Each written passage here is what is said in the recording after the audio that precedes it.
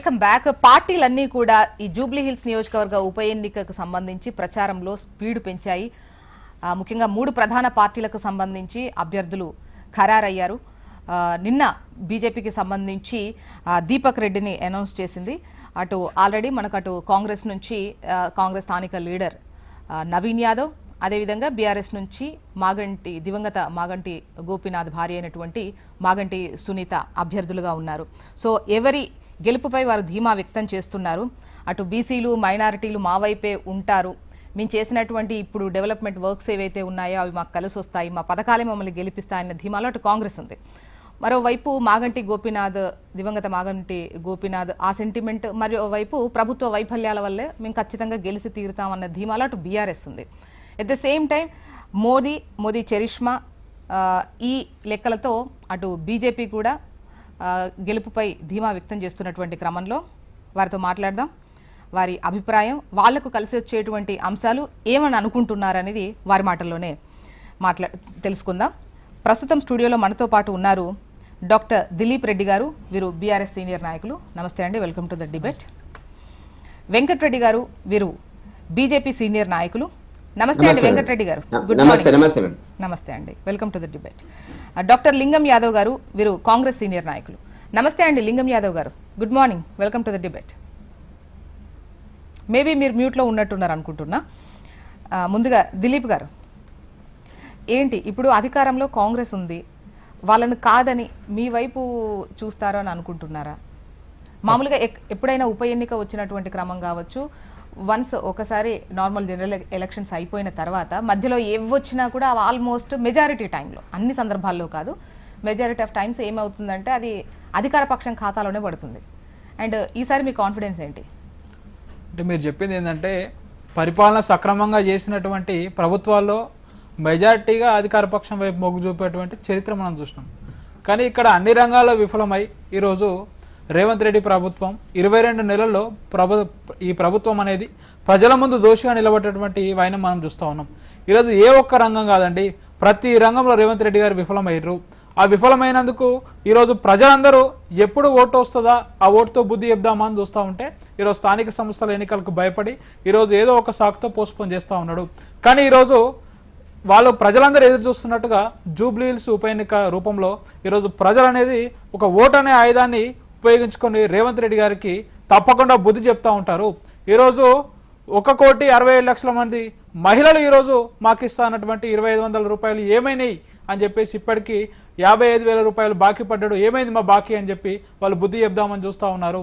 ఈరోజు నిరుద్యోగులు ఈరోజు నామినేషన్ వేసినటువంటి చరిత్ర మనం చూస్తూ ఉన్నాం. ఈరోజు RRR రైతులు కూడా ఈరోజు పోయి జూబ్లీ హిల్స్లో నామినేషన్ వేసినటువంటి చరిత్ర చూస్తూ ఉన్నాము. ఇవన్నీ చూస్తూ ఉంటే తప్పకుండా ప్రజలు ఈ ప్రభుత్వానికి వ్యతిరేకంగా ఉన్నారని చెప్పేసి మనకు చాలా సుస్పష్టం అవుతా ఉన్నది. ఇంకా ఒకటి చెప్తా ఉంటే ఈరోజు జూబ్లీ హిల్సే కాదు, యావత్ తెలంగాణని ఎదురు చూస్తూ ఉన్నది. ఈ జూబ్లీ హిల్స్ ఫలితం ఎప్పుడు వస్తుంది? నవంబర్ 14 రోజు చాలా ఉత్కంఠభరితంగా ఉండేటువంటి సన్నివేశం అనేది, చాలా ఉత్కంఠభరితంగా ఉన్నటువంటి చరిత్ర ఉన్నది. అంటే పథకాలు, పాలన కొన్ని సందర్భాల్లో ఒకలా కనిపిస్తే మరో సందర్భంలో మరో విధంగా కనిపించే అవకాశం ఉంటుంది. టోటల్గా ఈ ఎలక్షన్స్లో గెలుపోటములు అనేవి ఈక్వేషన్స్తోనూ ఉంటాయి. వివిధ వర్గాలు ఎవరి వైపు ఉన్నారు, ఎవరితో జతగట్టి వెళ్తున్నారు. సో ఈ సపోర్ట్ అనేది ఇక్కడ కీలకంగా ఉండేటువంటి అవకాశం ఉంది. సో బీసీలు, ముస్లిం మైనారిటీలు ఖచ్చితంగా కాంగ్రెస్ వైపే ఉండేటువంటి అవకాశం ఉంది అన్నటువంటి ధీమా వాళ్ళు వ్యక్తం చేస్తున్నారు. ఎందుకుంటారండి వాళ్ళు? ఫస్ట్ రేవంత్ రెడ్డి వచ్చి ఏ ఒక్క మైనార్టీ సంబంధించిన ఒక ఎమ్మెల్యే లేడు, పోనీ అని చెప్పి క్యాబినెట్లోనే ఎవరైనా తీసుకుంటాడా అంటే ఈ మైనార్టీకి సంబంధించిన వారు ఒక్కరు కూడా క్యాబినెట్లో ఉన్నటువంటి చరిత్ర లేరు. షాదీ ముబారక్ ఈరోజు ఎంతవరకు అమలవుతుంది మనం చూస్తూ ఉన్నాం. ఈరోజు మైనార్టీలకు తెలియదా? కేసీఆర్ గారు ఉన్నప్పుడు వాళ్ళ బతుకులు ఎలా ఉండే, ఈరోజు రేవంత్ రెడ్డి గారు వచ్చినాక వాళ్ళ బతుకులు ఛిద్రం చేసినటువంటి చరిత్ర ఈరోజు మైనార్టీ సోదరులు చూడట్లేరా అంటా ఉన్నాం. ఈరోజు యాదవ్ అభ్యర్థిని ఇచ్చిన నవీన్ యాదవ్ గారిని ఈరోజు ఒక్క యాదవ్ కానీ ఈరోజు రాష్ట్ర మంత్రివర్గంలో స్థానం ఉందా అని చెప్పి మేము ప్రశ్నిస్తూ ఉన్నాము. ఈరోజు యాదవ్లకు మంత్రివర్గంలో స్థానం లేదు, వాళ్ళకు తగిన ప్రాతినిధ్యం లేదు. ఈ 2 వర్గాలకు మీరు వాళ్ళు ఏవైతే బలం అనుకుంటున్నారో వారికి రేవంత్ రెడ్డి గారు ఇచ్చినటువంటి ప్రియారిటీ చాలా స్పష్టంగా కనిపిస్తూ ఉన్నది. ఇంకా ఒకటి చూస్తే ఈరోజు గతంలో రౌడీ షీట్ ఉన్నటువంటి చరిత్ర ఉన్నటువంటి వ్యక్తికి ఈరోజు అభ్యర్థిగా ప్రకటించినటువంటి రేవంత్ రెడ్డి గారిని ఈరోజు ప్రజలు చాలా భయభ్రాంతులకు గురవుతూ ఉన్నారు. ఈరోజు తను ఏ విధంగా బోగస్ ఓటర్ కార్డులను పంచి ఈరోజు డమ్మీలను పంచిండో ఈరోజు మనం చూస్తూ ఉన్నాం. దొంగ ఓట్లను ఈరోజు ఎట్లా మేము గెలవం, ప్రజలు మాకు ఓటేయరు అని చెప్పేసి ఒక 35,000 దొంగ ఓట్లను సృష్టించుకున్నటువంటి వివరాలను మా కేటీఆర్ గారు చాలా స్పష్టంగా ఆధారాలతో సహా బయటపెట్టినటువంటి చరిత్ర మనం చూస్తూ ఉన్నాము. ఇవన్నీ చూస్తూ ఉంటే కాంగ్రెస్కు వెండులో వణుకు పుట్టి ఓడిపోతామని చెప్పి వాళ్ళు ఓటమిని ముందే అంగీకరిస్తున్నారు. ఈ చర్యలన్నీ చూస్తూ ఉంటే వారి ఓటమిని వారు ముందే అంగీకరించి ఎట్లయినా ఓడిపోతాం, దీనికి ఎట్లనైనా సరే తొండి వేయాలి, మొండి వేయాలి, గెలవాలి, బయటపడాలని చెప్పేసి ఈరోజు వారి చేతిలో ఏది ఉంటే అది ఆయుధంగా ఈరోజు ప్రభుత్వం వ్యవహరిస్తూ ఉన్నది. కానీ ప్రజలు చాలా విఘ్నులు. ఈరోజు ప్రజలు చాలా తెలివిగా ఓటేస్తారు. గతంలో మూడు సార్లు గోపీనాథ్ గారిని గెలిపించినటువంటి ఆ జూబ్లీహిల్స్ ప్రజలు ఈరోజు గోపీనాథ్ గారి వైఫ్ ఈరోజు సునీత గారిని కూడా బ్రహ్మరథం పడతారు. ఈరోజు మంత్రి పొన్నం ప్రభాకర్ గారు ఈరోజు సునీత గోపీనాథ్ గారిని ఏ విధంగా అవమానించారు, వారి కన్నీటిని ఏ విధంగా అవమానించారు అని చెప్పేసి మనందరం చూసినాం. ఈరోజు గతంలో రామాయణంలో సీతమ్మ గారు కన్నీరు పెడితే ఈరోజు ఏమైందో అందరం చూస్తున్నాం. ఈరోజు జూబ్లీహిల్స్ ప్రజలు కూడా ఈరోజు ఖచ్చితంగా తీర్పునిచ్చి ఈరోజు బీఆర్ఎస్ కు పట్టం కట్టి ఈరోజు పొన్నం ప్రభాకర్ లాంటి అహంకారపూరితమైనటువంటి, తుమ్మల నాగేశ్వరరావు గారు లాంటి అహంకారపూరితమైన మహిళా వ్యతిరేక వైఖరికి వ్యతిరేకంగా ఈరోజు ఓట్లేసి వాళ్ళకి బుద్ధి చెప్తారని చెప్పేసి మాకు సంపూర్ణ నమ్మకం ఉంది. ఓకే, వెంకటరెడ్డి గారు చెప్పండి మేడం. వెంకటరెడ్డి గారు, ఇక్కడ అభ్యర్థికి సంబంధించే క్వశ్చన్ అండి. ఇప్పుడు వాళ్ళకంటే సెంటిమెంట్, వాళ్ళ సీటు ఇంట్లో ఇచ్చారు, ఇది ఒక లెక్క. అయితే మీకు సంబంధించి ఒకవైపు బీసీకి సంబంధించి ఇంత పెద్ద ఇదిలో జరుగుతూ ఉంటే మీరు అలా కాకుండా రెడ్డికి ఇచ్చారు అనేది ఒక విమర్శను మీరు ఫేస్ చేస్తారు. ఆల్రెడీ వినే ఉంటారు కదా ఇది. అది మేము వినలేదు. ఇచ్చారు అర్థరహితమైనటువంటి విమర్శన మేడం. ఇప్పుడు లంకల దీపక్ రెడ్డి గారు మామూలు వ్యక్తి, మీకు అందరు కూడా తెలియాల్సినటువంటిది ఏంటంటే, మీరు మామూలు వ్యక్తి అనుకుంటే పొరపాటు. గతంలో పోటీ చేసినాడు, 25,000 ఓట్లు వచ్చినటువంటి ఆనాడు కూడా. ఆ తర్వాత కిషన్ రెడ్డి గారి పార్లమెంట్ కాన్స్టిట్యున్సీ ఒక కాన్స్టిట్యున్సీ కాబట్టి దాని మొన్న 60,000 ఓట్లు మాకు వచ్చిన మాట వాస్తవం. 25,000 నుంచి 60,000 ఓట్లు వచ్చినటువంటిది లేని కాదు. అక్కడ ఉన్న ఓట్లేని మేడం 3,95,000 ఓట్లు. మహా అంటే పోలింగ్ 50% మించదు. ఇప్పుడు ఏమన్నా కొంత బై ఎలక్షన్ కాబట్టి పెరిగితే పెరగవచ్చు. 70-75,000 ఓట్లు ఎవరు వచ్చినా కూడా గెలిచేటువంటి పరిస్థితి అని మాకు ఉండేటువంటి ఒక అంచనా. దీపక్ రెడ్డి గారి నేపథ్యం అనేటువంటిది గతంలో కీలకంగా గత 10 ఏళ్ల కింద తెలుగుదేశంలో ఆ ఏరియాలో పనిచేసినటువంటి వ్యక్తి, నల్గొండ జిల్లా వాసి. వాళ్ళ నాన్న ఆర్మీలో రిటైర్ అయినాడు. వాళ్ళ తాత తెలంగాణ సాయుధ పోరాటంలో మరి విరోచితంగా పోరాడినటువంటి కుటుంబం నుంచి వచ్చినటువంటి నేపథ్యం ఉన్నది కాబట్టి ఒక సామాజిక స్పృహ, రాజకీయ స్పృహ, అవైలబిలిటీ, ఎప్పుడు కూడా అవైలబిలిటీ, సాత్వికుడు, మరి ఏమాత్రం కూడా కోపం రాకుండా ప్రజా సమస్యలను పరిష్కరించేటువంటి నిష్ణాతుడు, ఆ ప్రాంతంలో మంచి పేరు ఉన్నటువంటి వ్యక్తి. కాకపోతే ఇప్పుడు వీళ్ళలాగా ఆయన భార్య, ఆయన ఫలానా, ఆయన ఆ నేపథ్యం ఏంది, ఆయన కొడుకు అని చెప్పుకునే పరిస్థితి అక్కడ మనకి అవసరం లేదు. ఇప్పుడు ఇంతకు కాంగ్రెస్ బీఆర్ఎస్ కాంగ్రెస్ శ్రీశైలం యాదవ్ వాళ్ళ చరిత్ర ఏందో మనకు తెలిసినటువంటిది. ఇంతకుముందు మిత్రుడు చెప్పినట్టుగా నేను అంత దూరం వెళ్ళను. అదేవిధంగా ఈమె కూడా రాజకీయాలకు మేము సానుభూతి ఉంది. ఆ భర్త చనిపోయినాడు. ఇప్పుడు ఆ సానుభూతితోనే గెలుస్తాం అనుకునేటువంటి కాలం కాదు ఇది. ఎందుకు మనం చూసినా దుబ్బాక రామలింగారెడ్డి గారు అంత పెద్ద నాయకుడు చనిపోతే అక్కడ గెలిపించలేదు, ఇక్కడ కంటోన్మెంట్ లో జరగలేదు. కాబట్టి ఆ కాలం పోయింది. సిటీలో ఉండేటువంటిది ఇది వారసత్వం కాదు, ప్రజల్లో కూడా మార్పు ఉంది. కాబట్టి మాకు ఉండేటువంటి ఆలోచనలు మాకుండే ఎత్తుగడలు మాకున్నటువంటి పరిస్థితి.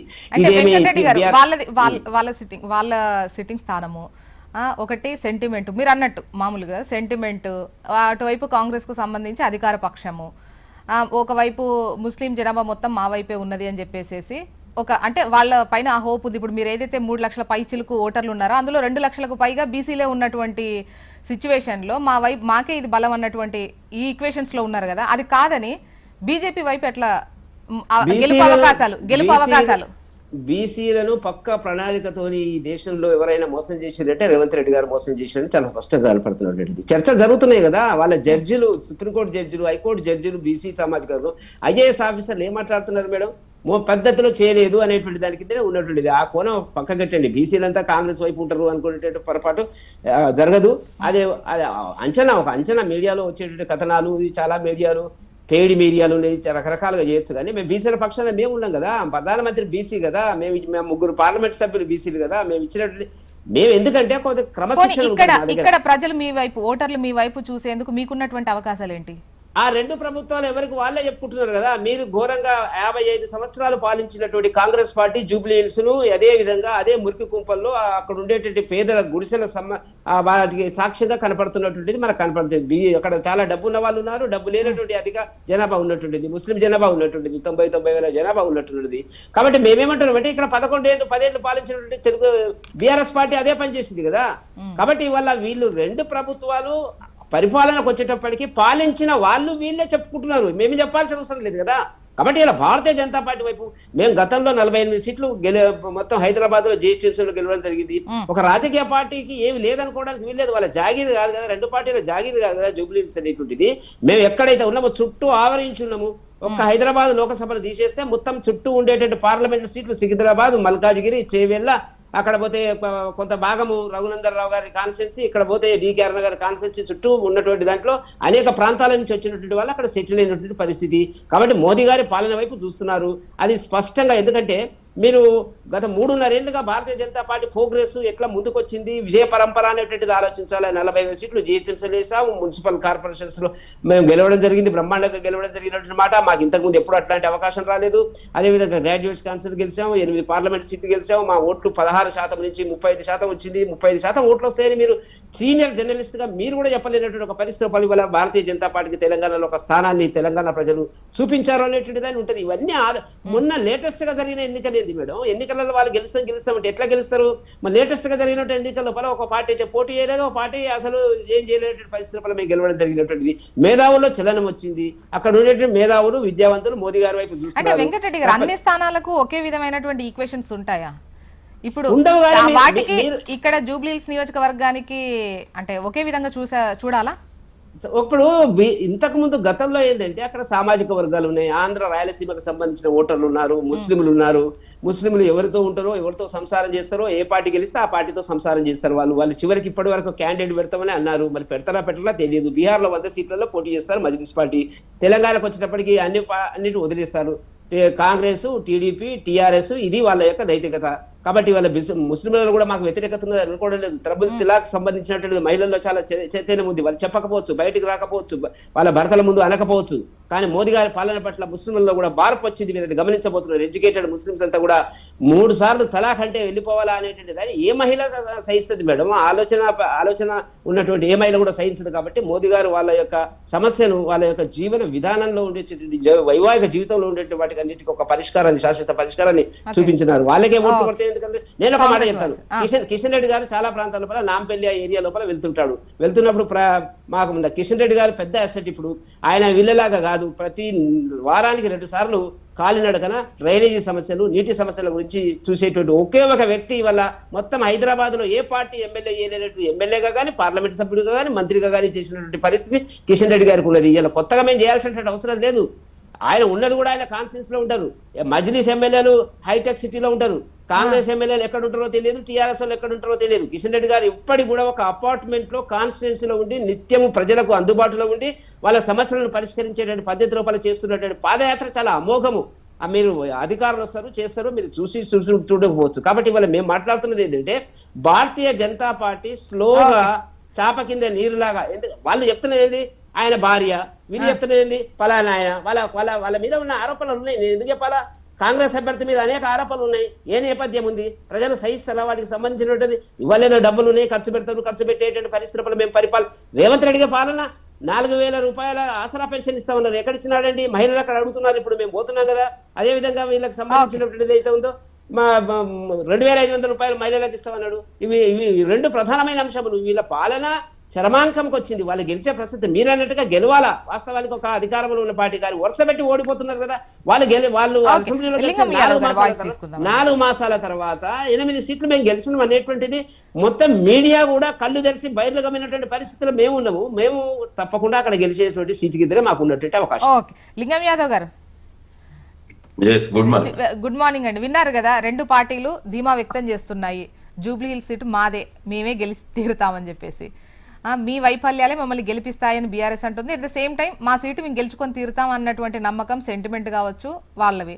అటు బీజేపీ కాన్ఫిడెన్స్ మీరు ఇప్పుడే విన్నారు. మీ ఆన్సర్ ఏంటి? ముందుగా గుడ్ మార్నింగ్ మీకు, హెచ్ఎండి ప్రేక్షకులకు, 4 ప్యానలిస్టులకు. డెఫినెట్ గా ఇవాళ జూబ్లీస్ బై ఎలక్షన్ లో గెలిచే పార్టీ కాంగ్రెస్ పార్టీ. ఇవాళ నవీన్ యాదవ్ గారి గెలుపు అనేది ఇవాళ పక్కా అయింది. ఇవాళ బీఆర్ఎస్ బీజేపీ ఇవాళ కుట్రలకు తెరలేపారు. ఇక ముందుగా బీఆర్ఎస్ నాయకులు మాట్లాడారు, ఏం మాట్లాడారో వాళ్ళకి అర్థమైతలేదు.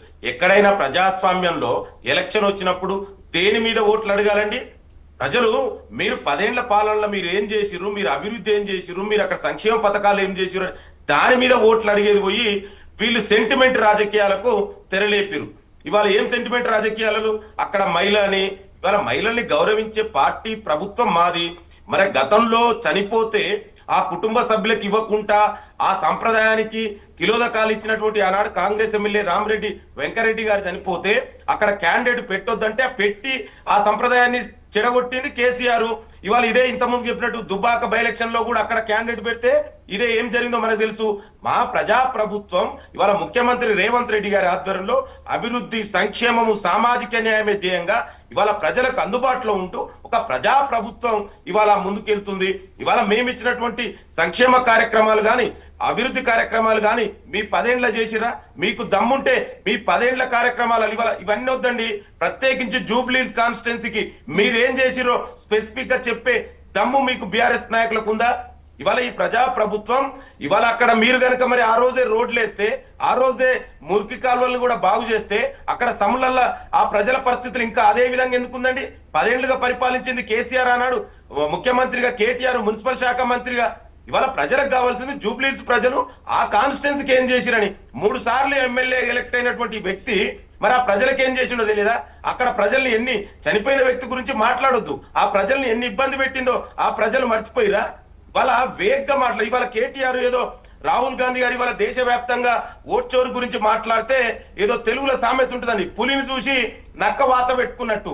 ఇవాళ మేము అక్కడ ఎక్స్ప్లోజివ్ ఎవిడెన్స్ తోటి ఇవాళ బయట పెడితే ఇవాళ కేటీఆర్ గారు ఏం చేసిండు? ఎవరో రాసి ఇచ్చిన స్క్రిప్ట్ తీసుకొచ్చి చదివి ఇవాళ ఎలక్షన్ కమిషన్ ఆఫ్ ఇండియా ముందు ఫూల్స్ అయిండు. Election commission of assembly election, parliament election conducted by the election commission of India.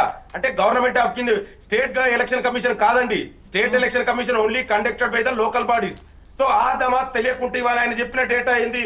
Krishna Nagar లో బి బ్లాక్ లో బూత్ నెంబర్ 246 లో ఏంది 15 ఫ్లాట్స్ ఉన్నాయి, అందులో 43 ఓట్స్. ఫ్లాట్ కి 2 పెట్టుకుని ఉంటారు కాండి, ఏం మాట్లాడతారు ఆయన చెప్పినది? సో అది పోయింది. అది ప్రజల ముందు, ఎలక్షన్ల ముందు, కమిషన్ ముందు తేటతెల్లం అయిన తర్వాత ఇవాళ మళ్ళీ ఓట్ చోరీ అనేది ఇంకా ఉమెన్ అడ్డం పెట్టుకొని రాజకీయాలకు తెరలేపారు. ఇవాళ ఇవన్నీ నడవేయండి. ప్రజలకు మీరు ఏం చేసిరు స్పెసిఫిక్ గా? మీరు ఎన్ని మీరు ఏం పేరు మీద అడుగుతారండి? మేము అడుగుతాం. మా ప్రభుత్వం వచ్చి 20 నెలల కాలంలో మేము చేసినటువంటి సంక్షేమం గానీ అభివృద్ధి గానీ ఇవాళ జూబ్లీస్ ప్రజలే చెప్తారు. ఎందుకంటే జూబ్లీస్ కాన్స్టిట్యున్సీ మన ఆ డెమోగ్రఫీని, సోషల్ డెమోగ్రఫీ గానీ జాగ్రఫికల్ డెమోగ్రఫీ గానీ మనం అర్థం చేసుకుంటే అది పేరుకే జూబ్లీస్ ఎలీట్ అనుకుంటారు అందరు కూడా. కానీ నిజంగా అక్కడ మెజార్టీ ప్రజలు ఇవాళ స్లమ్లలో లోవర్ మిడిల్ క్లాస్ ప్రజలు ఇవాళ రహమత్ నగర్ గానీ, బోరబండ గానీ, యూసఫ్ కూడా బస్తీలు గానీ మరి 10 ఏళ్లు మీరే అధికారంలో ఉన్నారు కదా, ఏం వాళ్ళ ప్రజల బాగులు ఏం మార్చిరు? మీరు దాని మీద చర్చకు సిద్ధమా? ఇవాళ మీరు రోడ్లు వేస్తే ఇవాళ ఈ ప్రజాప్రభుత్వం వచ్చి రోడ్లు ఎందుకు వేసింది? మా మంత్రులు రోడ్లు ఇక్కడ అభివృద్ధి కార్యక్రమాలు మేము చేసినాం కదా, మరి మీరు చేసి ఉంటే ఇవాళ ఈ సమస్య వచ్చేదే కాదు కదా. అందుకే దయచేసి మీరు ఇట్లా ఎన్ని విష ప్రచారాలు చేసినా కూడా లింగం యాదవ్ గారు గత ఎన్నికల్లో ఆ 10 ఏళ్ళు వాళ్ళు ఏం చేశారు అని చెప్పే కదా ఎన్నికల్లోకి వెళ్ళారు. వాళ్లకు జూబ్లీస్ ఓటర్లు పట్టం కట్టారు. సో ఇప్పుడు మీరు ఏవైతే హామీలు ఇచ్చారో అవి చెయ్యనివి ఇవి అని చెబుతూ బాకీ కార్డుతో ముందుకెళ్తున్నారు. ఒకవేళ అంటే ఇప్పుడు గనక మీకు ఫలితం అనుకున్నట్టుగా రాకపోతే ఏవైతే హామీలు ఇచ్చి నెరవేర్చలేదో వాటికి ఒక అలర్ట్ లాగా అవుతుంది కాబట్టి బీఆర్ఎస్ కు ఓటేయాలి అన్నటువంటి లైన్ తో వెళ్తున్నారు.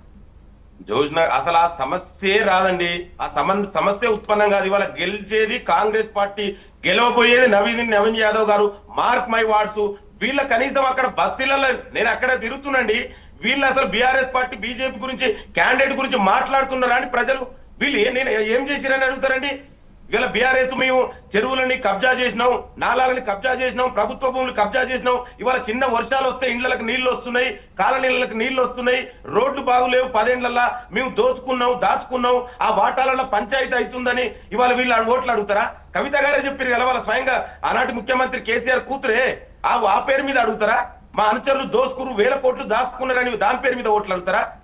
ఇవాళ వీళ్ళు నేను అదే అంటున్నా, దమ్ముంటే కేసీఆర్ ఫామ్ హౌస్ ఉన్న కేసీఆర్ బయటకు వచ్చి మా 10 ఏళ్ల పాలన ఇవాళ దాని పేరు మీద ఓట్లు ఇవ్వని అడగండి.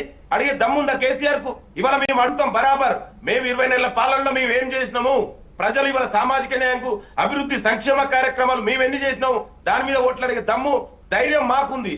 ఇవాళ బీజేపీ నాయకులు మాట్లాడతారు. ఇవాళ మరి కిషన్ రెడ్డి అక్కడి నుంచే ప్రాతినిధ్యం చేస్తుండు, కేంద్ర మంత్రిగా ఉన్నాడు. స్పెసిఫిక్ గా తెలంగాణకి ఏం చేసిండండి?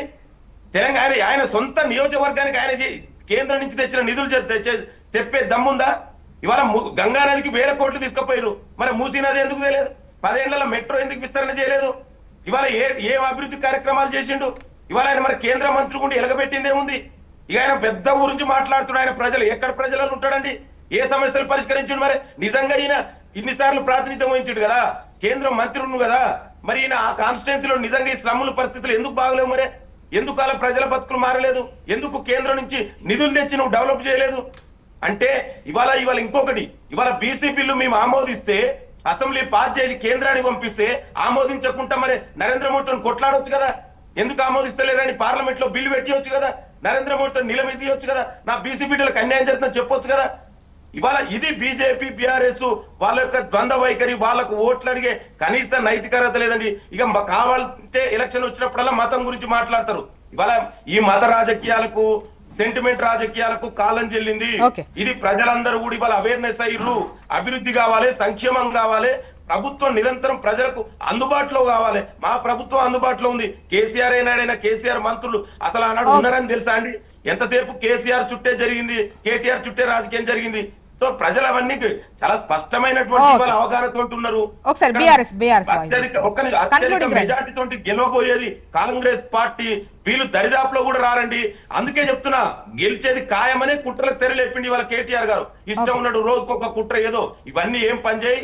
ప్రజలు ఇవాళ నవీన్ యాదవ్ గారు చదువుకున్న యువకుడు, ఇవాళ ఒక మంచి ప్రజలకు అందుబాటులో ఉండి, స్థానికంగా ఉండి, ఎప్పుడు నిరంతరం వెళ్ళవేళ కుట్ర అంటే ఈ సెంటిమెంట్ దాని విన్నా లేదంటే ఏంటి? ఇవే ఓట్ చోరీ అని ఒకటి చెప్పిండు. ఇవాళ ఎలక్షన్ కమిషన్ ఉంటే తేటతెల్లమైంది. ఎలక్షన్ కమిషన్ ఆఫీసర్ చాలా స్పష్టంగా చెప్పిండు. వాళ్ళు 2023 లింగం యాదవ్ గారు మీరు చెప్పండి, ఇప్పుడు భావోద్వేగానికి గురయ్యారు. పోనీ మీరు ఓట్ల కోసమా దేనికోసమా, కొన్ని రాజకీయాల్లో కొన్ని జరుగుతూ ఉంటాయి, ఇవన్నీ పక్కన పెడితే అటువంటి భావోద్వేగాన్ని ప్రజలకు తెలుస్తుంది, కానీ మంత్రులే ఓట్ల కోసమే ఈ విధంగా ఏడుస్తున్నారు అన్నటువంటివి మాట్లాడడం, అది అంటే చూశారు కదా గతంలో కూడా ఇటువంటి ఎన్నికలు ఎన్నో చూశారు. ఇటువంటి వ్యాఖ్యలు చేయడం సబబేనా? మీరు వేరే విధంగా మాట్లాడొచ్చు కదా. జోష్నా గారు, మహిళల్ని గౌరవించే పార్టీ ప్రభుత్వం మాది. అలాని ఏ విధంగా వీళ్ళు ఎంత అవమానించారో, మొదటి కేబినెట్ లో మహిళా మంత్రులు లేకుంటున్నట్టు నడిపినటువంటి కేబినెట్ మీ అందరు కూడా తెలియదు. మీరు సీరియస్ జర్నలిస్టులు, కేసీఆర్ మొదటి కేబినెట్ లో మహిళా మంత్రి ఉండాలి.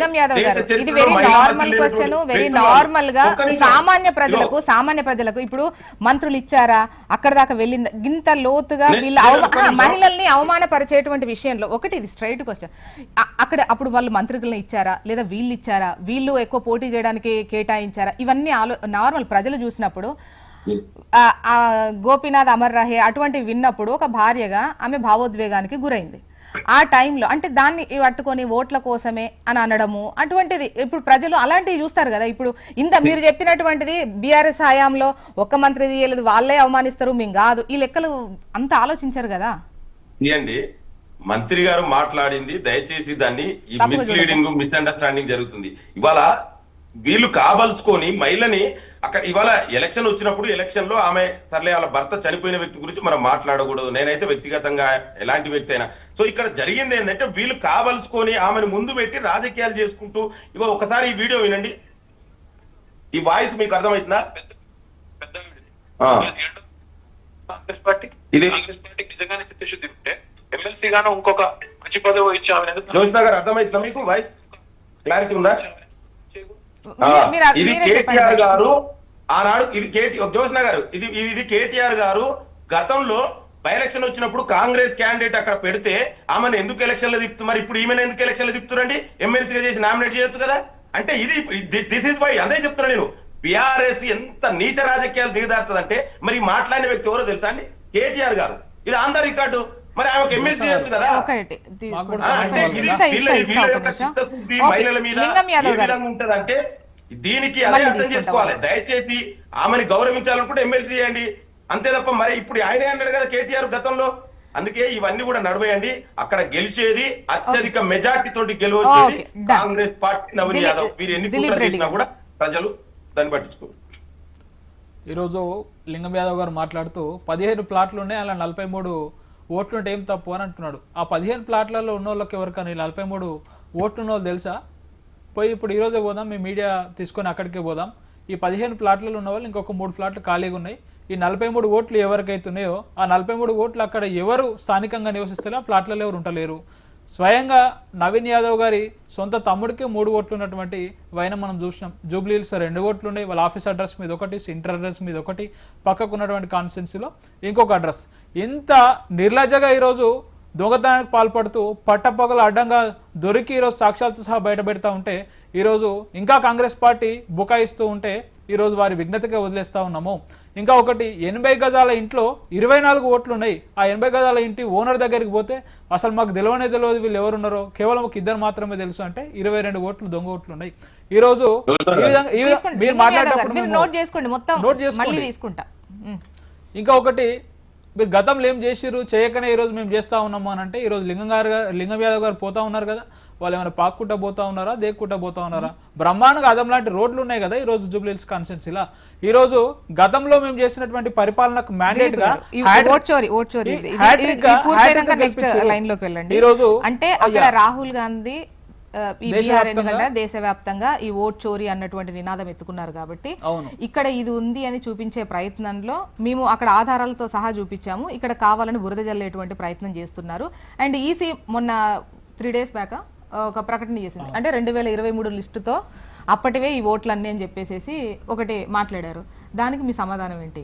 ఈరోజు కొత్తగా ఏంటంటే 23,000 ఓట్లు వచ్చినాయని చెప్పేసి ఈసీఐ చెప్పింది. 12,000 ఓట్లు తీసేసినాం అన్నది. అంటే 23,000 ఓట్లు ప్లస్ 12,000 అంటే 35,000 ఓట్లు అనేది కొత్తగా ఈరోజు చేరడం అనేది ఈసీ లెక్కలతోనే చెప్తున్నాం కదా, మేము చెప్పిన సొంత కవిత్వం కాదు ఇది.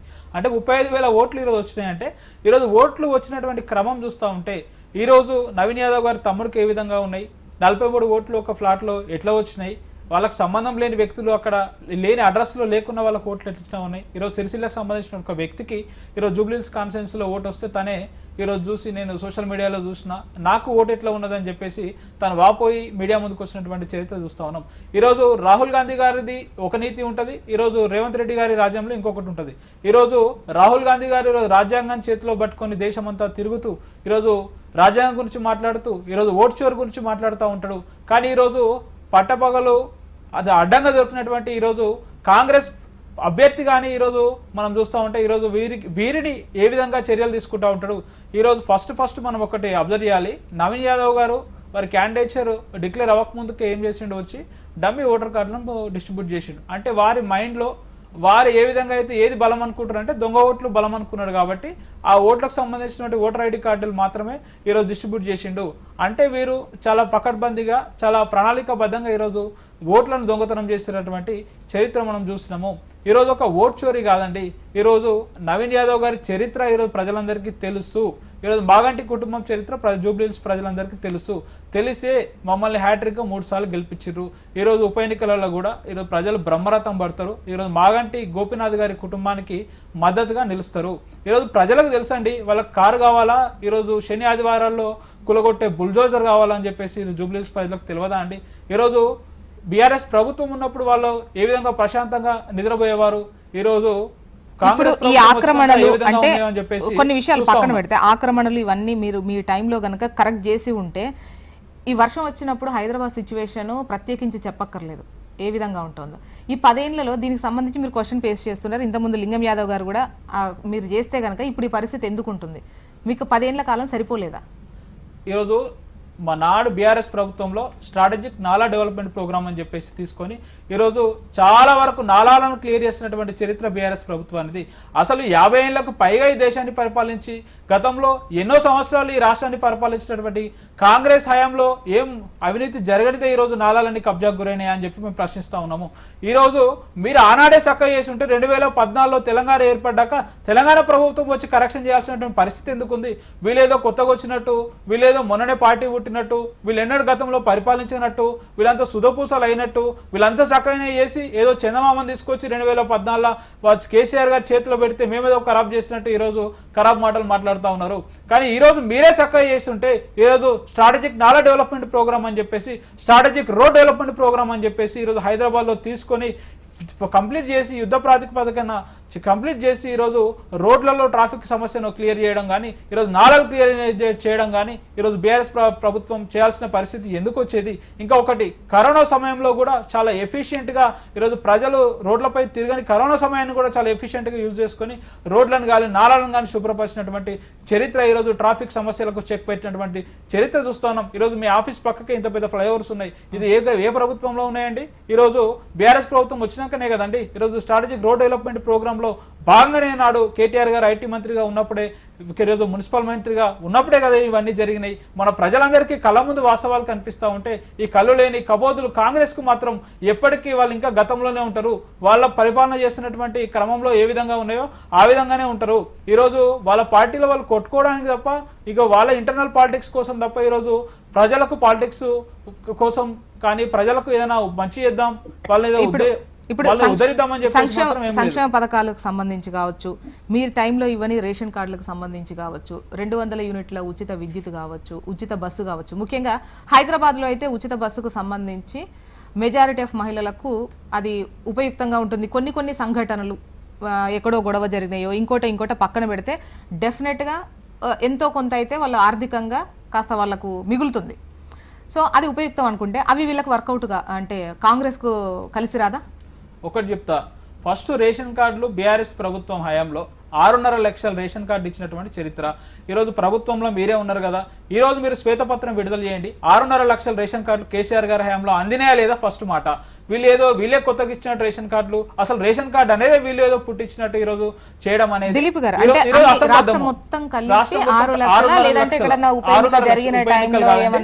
లేదు. ఉప ఎన్నికలు కాదు, ఈ రోజు జూబ్లీహిల్స్ నియోజకవర్గంలో వీళ్ళు ఇస్తున్న ఉప ఎన్నికలు జరుగుతున్నాయని చెప్పేసి ఈరోజు మీరు చూడండి కొత్తగా రేషన్ కార్డుల పంపిణీ జరుగుతూ ఉంది. అక్కడ ఈరోజు 6.5 లక్షల రేషన్ కార్డులు అనేటివి రాష్ట్ర వ్యాప్తంగా డిస్ట్రిబ్యూట్ చేసినటువంటి చరిత్ర ఈరోజు కేసీఆర్ గారి గవర్నమెంట్ ఉంది. మీరు ఇంకొకటి అడుగుతా ఉన్నారు, ఫ్రీ బస్సును మేము ఎక్కడ వ్యతిరేకించట్లేమండి. ఏదో ఫ్రీ బస్సు అని చెప్పి ఈరోజు మహిళలకి ఉచిత బస్సు పెట్టి మేము అంతా వ్యతిరేకించట్లేము, స్వాగతిస్తా ఉన్నాం. మీరు ఇంకా బస్సుల సంఖ్య పెంచాలి. ఈరోజు ఫ్రీ బస్ అనడం వల్ల చాలా మంది మెట్రోకి పోయేటోళ్ళు కూడా బస్సు ఎక్కుతారు కదా. ఈరోజు బస్సుల సంఖ్య మీరు ఏమైనా పెరిగిర్రా? ఈరోజు ఏమైనా డీజిల్ ఛార్జ్ పెరిగిందని చెప్పి ఈరోజు హైదరాబాద్ లో బస్సుల ఛార్జీలు పెంచిర్రా? బస్ ఛార్జీలు ఈ రోజు ఇంట్లో మహిళకేమో నువ్వు ఉచితంగా బస్సు అనబడితే, ఈ రోజు పురుషుడు పోతా ఉంటే పురుషుడికి ముబ్బడిగా 2 ఇత్తలు 3 ఇత్తలు ఛార్జ్ వసూలు చేస్తా ఉన్నావు. అంటే ఒక చేత్తో ఇస్తున్నావు, ఇంకొక చేత్తో లాక్కుంటా ఉన్నావు. ఈరోజు ఖచ్చితంగా మొన్న మేము బీఆర్ఎస్ పార్టీ బస్ భవన్ దగ్గరికి పోయి కూడా విజ్ఞప్తి చేసి ఈరోజు పెరిగిన ఛార్జీలను తగ్గించాలని చెప్పేసి కూడా ఈరోజు ధర్నా చేసినటువంటి చరిత్ర మా బీఆర్ఎస్ పార్టీది అని చెప్తా ఉన్నాము. ఈరోజు ఒక మహిళలే కాదండి, మహిళలకు ఇంకొకటి 2500 రూపాయలు నెలకిస్తా అన్నాడు. ఈరోజు ఇచ్చిండా అని చెప్పేసి మహిళలకు ఈరోజు స్కూటీలు ఇస్తా అని చెప్పేసి విద్యార్థులకు ఈరోజు స్కూటీలు ఇచ్చిండా అని చెప్పేసి మేము ప్రశ్నిస్తా ఉన్నాము. ఈరోజు మహిళలు 1,67,00,000 మంది మహిళలు రాష్ట్ర వ్యాప్తంగా ఈరోజు జూబ్లీహిల్స్ తీర్పు కోసం ఎదురు చూస్తూ ఉన్నారు. ఈరోజు ఖచ్చితంగా కారు గుర్తు కోసేసి కాంగ్రెస్ కు కర్రు కాల్చి వాత పెట్టాలని చెప్పేసి ఈరోజు యావత్ 1,67,00,000 మంది మహిళలు ఈరోజు చూస్తా ఉన్నటువంటి మీకు ఇస్తా. ఎందుకంటే ఇద్దరు మాట్లాడిన తర్వాత డెఫినెట్ గా మళ్ళీ మీరే మాట్లాడాల్సి వస్తుంది. ఇద్దరికి సమాధానం, ఎందుకంటే అధికార పక్షం కదా అండి, మీరు ఇద్దరికి సమాధానం చెప్పాల్సింది మీరే కదా. మీకు ఎక్కువ ఇచ్చినట్టున్నా కదా. లేదు లింగం యాదవ్ గారు, యాక్చువల్ గా మీకు అనిపించదు, వాళ్ళకి అనిపిస్తుంది మీకే టైం ఎక్కువ ఇస్తున్నాను. డెఫినెట్ గా మీకు ఎక్కువ ఇస్తా కూడా, ఎందుకంటే వాళ్ళకు మీరే సమాధానం చెప్పాలి, వీళ్ళకు సమాధానం చెప్పాలి, నాకు చెప్పాలి, ప్రజలకు కూడా చెప్పాలి, అధికార పక్షం కాబట్టి. సో వెంకటరెడ్డి గారు మీ పాయింట్స్ ఏమున్నాయో చెప్పండి. ఇంతకుముందు లింగం యాదవ్ గారు అన్నారు కిషన్ రెడ్డి గారే మీ బలం అని, అంటే ఆయన కొన్ని విమర్శలు చేశారు. మీ సమాధానం ఏంటి? నన్ను అడుగుతున్నారు మేడం? మిమ్మల్ని అడుగుతున్నా. ఇప్పుడు లింగం యాదవ్ కనపడకపోవచ్చు, వాళ్ళ కోమటిరెడ్డి వెంకటరెడ్డి గారిని అడగండి. తెలంగాణకు ఇప్పుడు సెంట్రల్ గవర్నమెంట్ చేసే పనులు కొన్ని ఉంటాయి, స్టేట్ గవర్నమెంట్ చేసే పనులు కొన్ని ఉంటాయి. అన్ని పనులు లేదు. మోరీలు ఎత్తేటువంటి కార్యక్రమం లోపల ఫైనాన్స్ చేస్తుంది. అనేక స్కీములలో సెంట్రల్ గవర్నమెంట్ సంక్షేమ కార్యక్రమాలలో ఇప్పుడు బియ్యం గురించి మాట్లాడతారు. ఏది సన్నబియ్యంలో మా మాట లేదండి. చెప్పుకుంటే మీరు ఆడ ఫోటో పెడతలేరు, చేస్తలేరు, అది కూడా చర్చకు వస్తుంది, చేస్తాం ఆ పని. ఇప్పుడు కేంద్రం చేసేటివి కొన్ని ఉంటాయి, రాష్ట్రం చేసేటివి కొన్ని ఉంటాయి. సో ఆ ఎలక్షన్స్ వచ్చినప్పుడు డెఫినెట్ గా మిమ్మల్ని సపరేట్ గానే చూసారు, ఆ విధమైనటువంటి తీర్పు వచ్చింది. సో ఇది ఎమ్మెల్యే ఎలక్షన్స్ కాబట్టి ఇందులో ఎట్లా ఎందుకు గెలిచారు మేడం? మాకు 8 సీట్లు గెలిచారు, 35% ఓట్లు వచ్చినాయి. బుల్లో ఇప్పుడు అక్కడ ఇక్కడ కేంద్రంలో రాష్ట్రంలో ఒకే ప్రభుత్వం రావాలని ప్రజలు కోరుకుంటున్నారు. ఇదంతా గొడవ కంటే రోజు పొద్దున్న లేచి ఆయన కేసీఆర్ అట్లే అరిచిపోయిండు, మోదీ ఎవరు బోదీ ఎవరు గీది ఎవరు అనేటువంటిది. ఇప్పుడు వీళ్ళు అదే పద్ధతి మాట్లాడతారు, చాతాక పాలన చాతాక. సికింద్రాబాద్ స్టేషన్ కి 750 కోట్లు అయింది. ఒకసారి చూసినామను చెర్లపల్లికి Begumpet airport railway station Google Microsoft company లాగా తయారైనవి. అవి చేయాల్సిన పనులు చేస్తున్నాం, అన్ని దృష్టికి రాకపోతే మేమేం చేస్తామండి? వాళ్ళు ఎంతసేపు అరచడము మాకేమిచ్చారు అనేటువంటి హైదరాబాద్ చుట్టూ మెట్రో 2nd, 3rd ఫేజ్ గురించి మాట్లాడింది కదా రేవంత్ రెడ్డి గారు. మేమే టేకప్ చేస్తున్నాం కదా, మొత్తం ఫుల్ గా మేమే చేస్తున్నాం కదా. కాబట్టి అది వేరే విషయము. మీరు వాళ్ళిద్దరు కలిపి మెట్రో కంపెనీ ఎల్ఎన్టీ కంపెనీ దోపిడీ చేసారు, కమిషన్ల కోసం భయపెట్టిస్తే వాళ్ళు పారిపోయే పరిస్థితి ఏర్పడింది. పారిపోతున్నాడు వల్ల మీ కమిషన్లకు కావాలా? పెద్ద పెద్ద కంపెనీలను మీరు ఆసరా చేసుకుంటారు. మీ ఒక్కటి మేడము ఎంత సానుభూతి ఉండేది ఏమని ఉండేది కాక ప్రజలు తెలివిగలరు. ఇది వారసత్వ పాలన కాదు, ప్రజలు ఆ కోణంలో ఆలోచించడం లేదు. ఏ పార్టీ అయినా వారసత్వం కాదు కాబట్టి అక్కడ బీఆర్ఎస్ పార్టీకి ఫుల్ స్టాఫ్. వాళ్ళు ఎంతసేపు కష్టపడ్డ పోటీ భారతీయ జనతా పార్టీకి కాంగ్రెస్ మధ్యన పోటీ ఉంటది. మీరు ఏం జరుగుతుందో చూడండి. మేము ఈ మధ్యన జరిగిన అనేక ఎన్నికలలో మేము గెలిచినామా, ఈ 2 పార్టీలు గెలిచినాయా? చెప్పండి, మీరు చెప్పండి.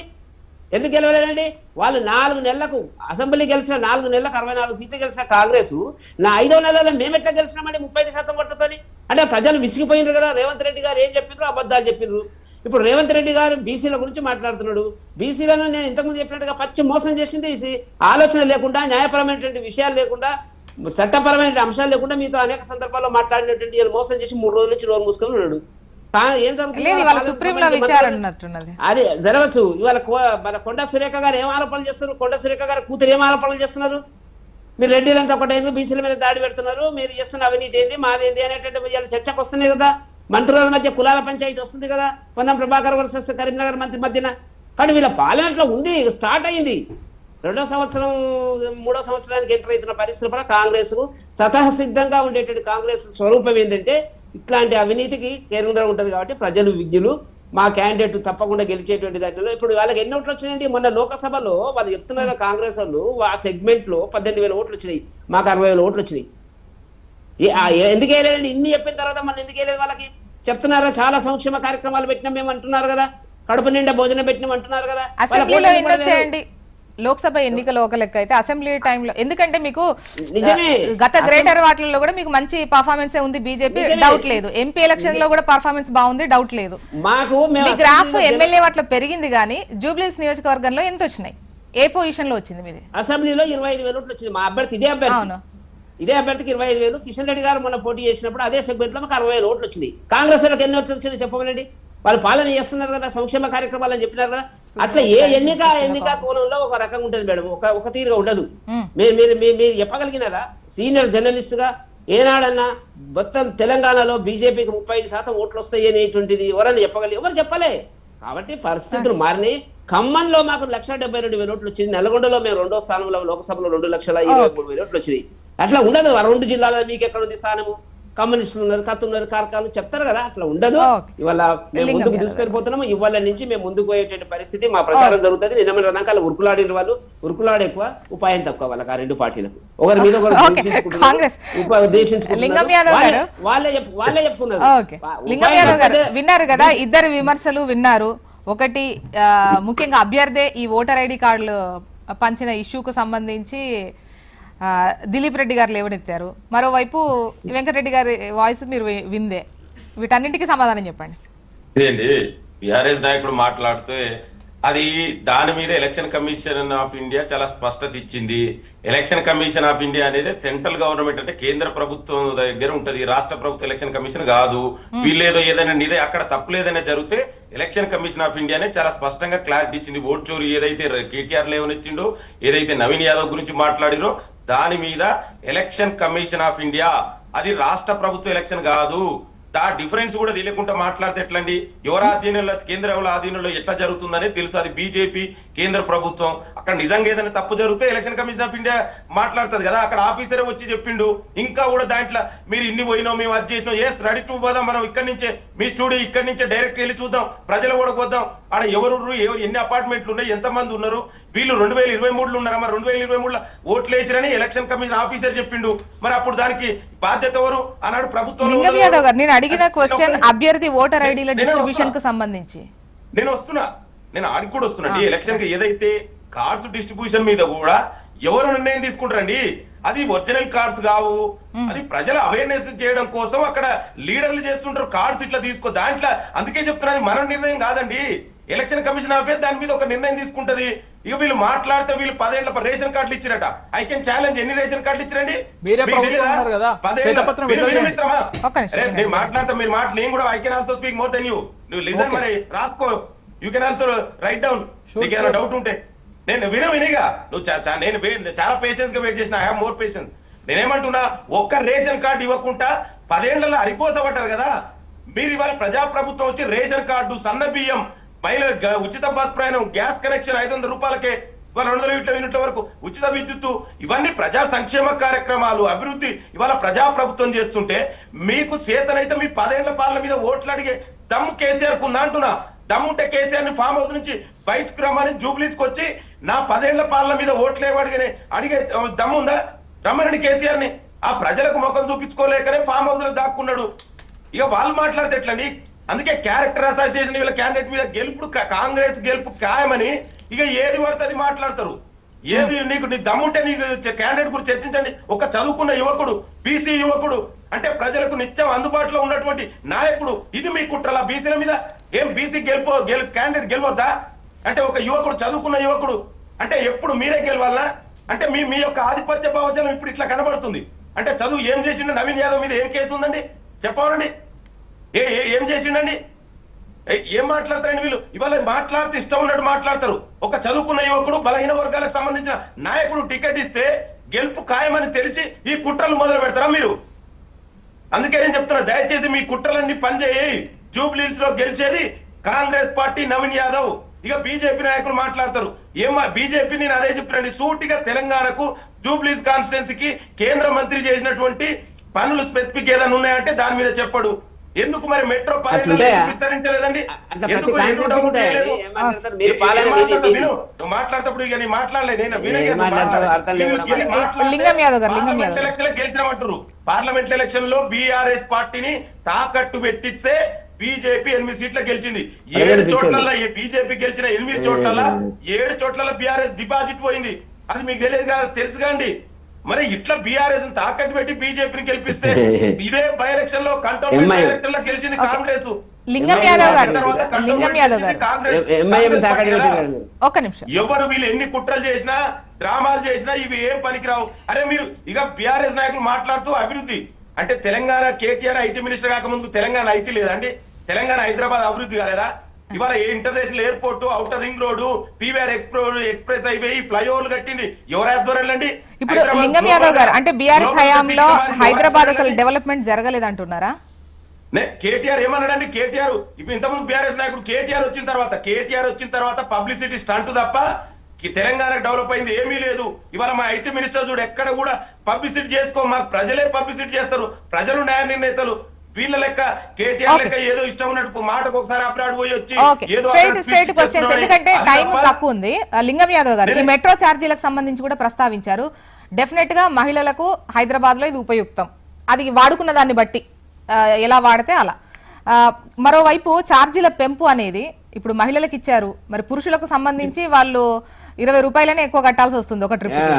సో ఈ క్రమంలో వాళ్ళు ఇంపాక్ట్ పడదా? జోష్నా గారు, ఇవాళ దేశ చరిత్రలోనే మహిళలకు ఉచిత బస్ ప్రయాణం ఇచ్చి తద్వారా వారి ఆర్థిక స్వాలంబన ఆర్థిక చేయూత పెంపొందించినటువంటి చరిత్ర కాంగ్రెస్ ప్రజాప్రభుత్వాన్ని. లింగం యాదవ్ గారు కాదంటలేము, అది మీకు ప్లస్ అయినా పురుషులకు సంబంధించి వాళ్ళు సగం వీళ్ళు సగం ఉన్నారు. పురుషులను దోసుకొని మహిళలకు వీళ్ళు మహిళలకు ఉచిత బస్ ప్రయాణం ఇస్తే చూసి ఓర్వలేక కుట్రలకు తెరలేపి ఇదే స్టార్టింగ్ వీళ్ళు ఏమన్నారు, అసలు మహిళలు ఉచిత బస్ ప్రయాణం వద్దన్నారు. ఇదే బీఆర్ఎస్ నాయకులు ఆర్టీసీని యూనియన్ లేకుండా ఆర్టీసీని ప్రైవేట్ పరం చేస్తని చేసింది వ్యక్తులు బీఆర్ఎస్ నాయకులు కదా. ధర్నా చేస్తే ఎంతమంది ఇలా ఆర్టీసీ ధర్నా కార్మికులు దాదాపు ఎంతమంది చనిపోయింది మీకు తెలియదు కదా. వందలాది మంది ఆర్టీసీ కార్మికులు వీళ్ళు కేసీఆర్ టైంలో ధర్నా చేస్తే చనిపోయింది. ఆర్టీసీకి ఆనాడు ఏదైనా మాట్లాడిరా? ఇవాళ వీళ్ళకి అదే చెప్తున్నా. ఇవాళ బీసీ రిజర్వేషన్ సైడ్ లైన్ చేయడం కోసమే కేటీఆర్ మొదలు పెట్టిన డ్రామా ఆర్టీసీ డ్రామా. ఇవాళ ఆర్టీసీ పేరు మీద వీళ్ళకి ఆర్టీసీ ఎలక్షన్స్ లో రిజల్ట్ బట్టి అర్థమైపోద్ది ఎవరికి ఏది ఉపయోగపడ్డది, ఏది ఎక్కువ ప్రభావం చూపింది అని తెలుస్తుంది. వెంకటరెడ్డి గారు, ఇంత ముందు అనుకున్నాం కదా కాంగ్రెస్ కు సంబంధించి 64,000 ఓట్లు వచ్చాయండి, మీకు 25,000 ఓట్లు వచ్చాయి. గెలిచిన అభ్యర్థికి 80,000 అసెంబ్లీ మాట్లాడేది. మరి ఇప్పుడు ఎంపీ ఎలక్షన్స్ మనం కంపేర్ లేటెస్ట్ ప్రజల తీర్పుని తీసుకోవాలి. అదే అంటున్నా. ఇప్పుడు మీరు కూడా ఒక్క నిమిషం వెంకటరెడ్డి సార్, ఏమైందంటే ఇప్పుడు ఎంపీ ఎలక్షన్ ప్రస్తావించే కదా మీరు చెప్పింది. సో ఎమ్మెల్యే ఎలక్షన్ గత ఎలక్షన్ లో ఎట్లా రిజల్ట్ వచ్చింది, వాళ్ళు సెకండ్ పొజిషన్ లో ఉన్నారు. అది జస్ట్ 16,000 ఓట్ల తేడాతో ఓడిపోయారు కదా.